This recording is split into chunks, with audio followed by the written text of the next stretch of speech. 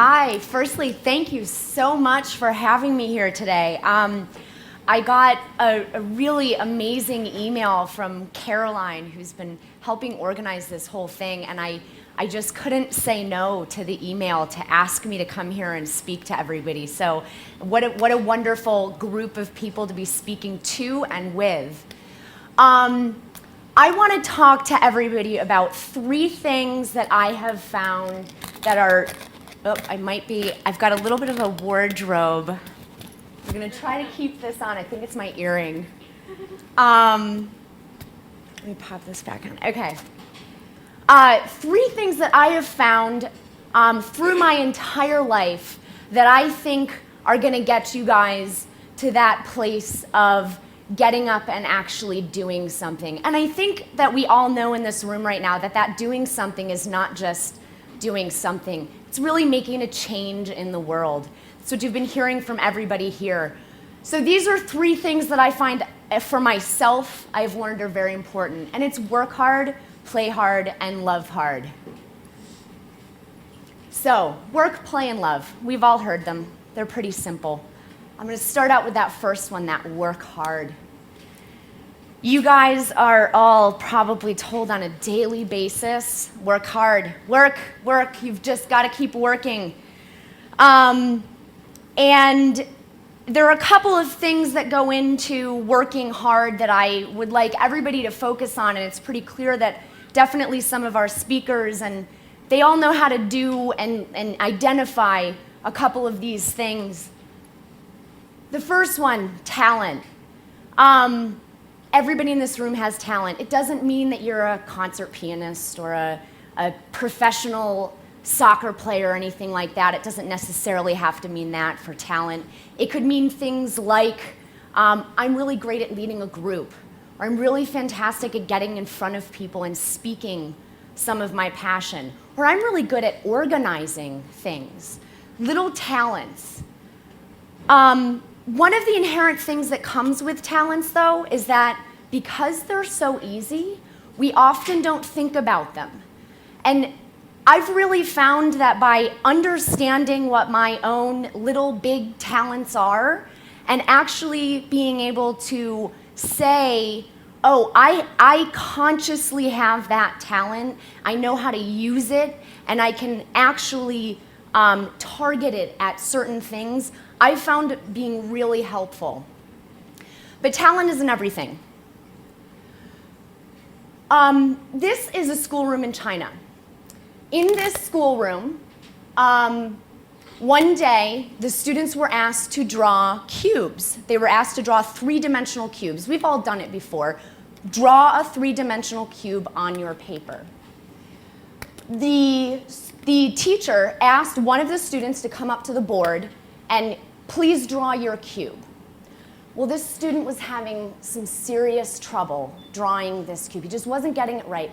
And he'd turn around and he'd look at the class, and the teacher and the rest of the students would, no, that's not, no, you're not quite there. He spent a half an hour at the chalkboard. Can anybody in here even imagine standing in front of your classmates for half an hour? Anyways, so this student is up here for half an hour with the class telling him he just doesn't have this cube right. And I sit here and I think, like, oh my gosh, if I were up in front of a classroom for half an hour trying to draw a bloody 3-dimensional cube and I wasn't getting it, how many of us would have said, no, I'm sitting down, I'm done. But the idea behind this was that the student was sitting there and he was struggling, and he worked through that struggle. After a half an hour, that student got the cube.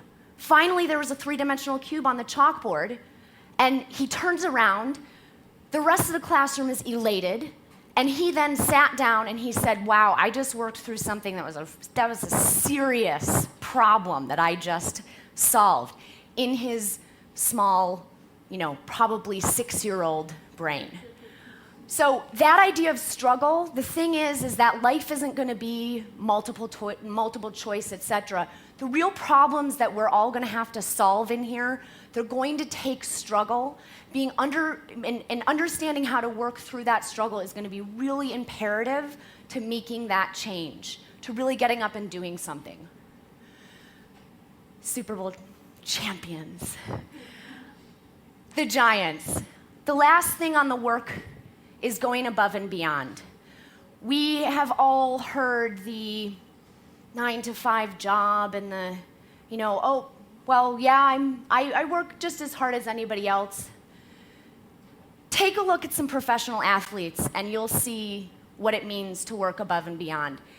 These guys have been working above and beyond since high school. They were probably working above and beyond in Pee-wee football and they didn't even know it.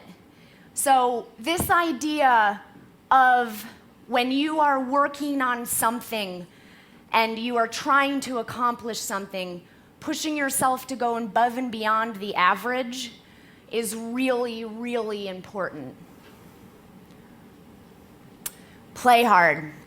So, speaking of work, I worked for a really long time. I have been making money since 9th grade. I did every single orchestra in college and in high school and volunteer. I did 8 SAT 2s. Like, I didn't even know there were 8 SAT 2s. Does anybody even here even know that there are 8 SAT 2s to do? My God. I went to college. I did 8 billion things and was saying yes to everything. I graduated from college.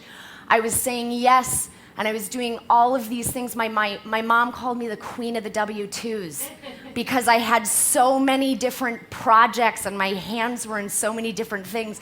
And it was great. And I felt like I was accomplishing something, and I felt like I was being fulfilled. I didn't learn until my late 20s the importance of play. Play can mean a lot of things. I don't just mean go out and you hear work hard, play hard. I don't mean just go crazy. I mean spend time with your friends, your family.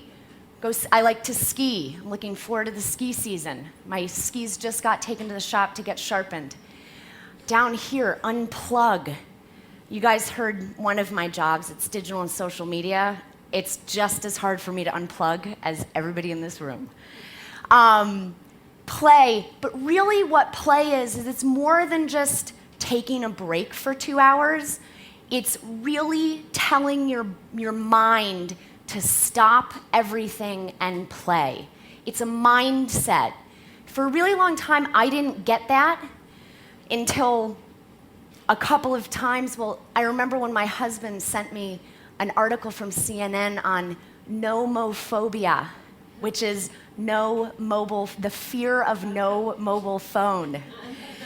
And I said, Chad, what are you trying to tell me? And we started having this conversation, and really what I realized is that I was not letting my brain stop. What letting your brain play for a little bit does opens up your brain for creativity. It gives your brain a rest to then be rejuvenated in the morning. It allows you to relax. Your whole body can relax. It's so important to being successful. And when you get in that mindset of work hard, work hard, work hard, work hard, this is so often forgotten. Love hard. So we just talked about a couple of things for yourself that I think are really important to be doing. But the real part of this that takes change at the global level or change for the betterment of society, a lot of the change that I think we all want to see and do and hear about and that sort of thing, this takes an external look, and it's about loving hard too. A couple of things about loving hard. Love doesn't necessarily have to mean other people. It could just be loving the things around you. Curiosity does not kill cats. Ask questions. Be really curious about the things that are around you. You will learn areas of things that you can affect. You will learn things that you love. You will learn things that you don't love. All of that sort of thing. But it's not going to just come by sitting on a couch and turning on the television and that sort of thing. Be inquisitive about the world around you. In my early 20s, I started reading a little bit of Buddhism. I'm not a Buddhist by any stretch of the imagination. I think there are some really fantastic core principles about Buddhism that I have focused very heavily on in the past several years since starting to explore them. One is compassion.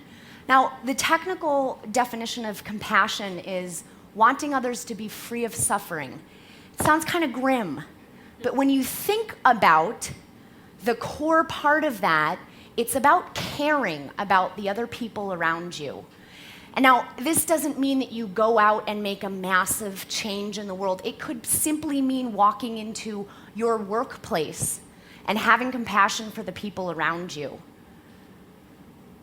Happiness. This is another core tenet of Buddhism. It's also a tenet that everybody knows, and it's not just about smiling every day. It's really looking around and saying, is this world a happier place? How can I make this world a happier place? By having compassion and happiness around you, coupling it with curiosity, that's when you start making connections to people. It's when you start seeing information. It's really what drives the passion within you that I think is going to drive everybody here for a little bit higher level change. So in short, work plus play plus love equals life. And I hope that a couple of those nuggets there get everybody thinking about some of the ways they might be moving through life. We've heard it from some of these amazing young speakers today. I think they get a lot of this, especially that last part of compassion. So in short, these are the 3 things that I have found really helpful for moving through my life. I'm still working to change. I'm still working to do something big, but I'm getting there, and this is what I continue to come back to. And thank you very much.